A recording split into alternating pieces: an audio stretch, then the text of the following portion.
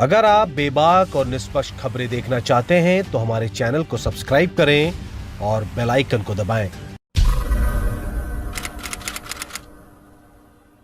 केरल के कोझिकोड में शुक्रवार को लैंडिंग के समय एयर इंडिया का विमान दुर्घटनाग्रस्त हो गया। इस हादसे में 2 पायलट समेत 17 लोगों की मौत हो गई थी, जबकि अन्य का उपचार चल रहा है। वंदे भारत मिशन के तहत ये विमान दुबई से 184 भारतीयों को लेकर आ रहा था।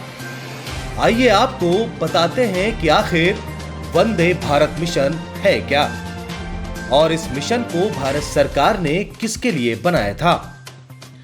वंदे भारत मिशन भारत सरकार ने विदेशों में फंसे भारतीयों को स्वदेश लाने के लिए शुरू किया था।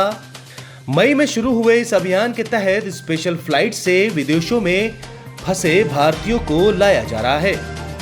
केरल में हादसे का शिकार हुआ एयर इंडिया का विशेष विमान भी इसी मिशन का हिस्सा था।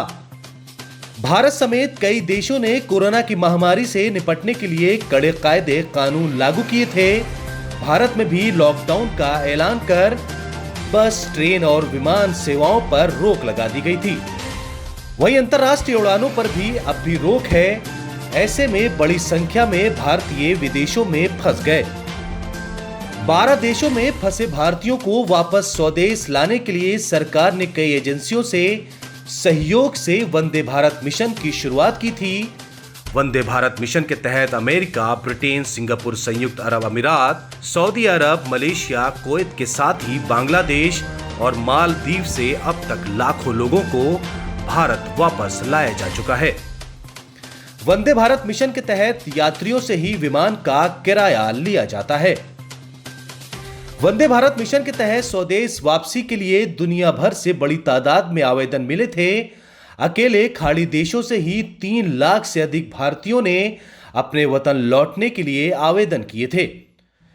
वंदे भारत मिशन के तहत एक फ्लाइट केवल 200 से 300 लोगों को ही यात्रा करने की इजाजत दी जाती है।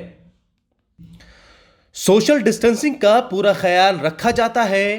गौरतलब है कि इस मिशन के तहत शुरू में 64 विशेष फ्लाइट्स के संचालन की ही योजना थी, लेकिन स्वदेश लौटने की चाहत वाले लोगों की बढ़ती तादाद के कारण फ्लाइट्स की संख्या भी बढ़ानी पड़ी थी। Bureau report 4 PM news network.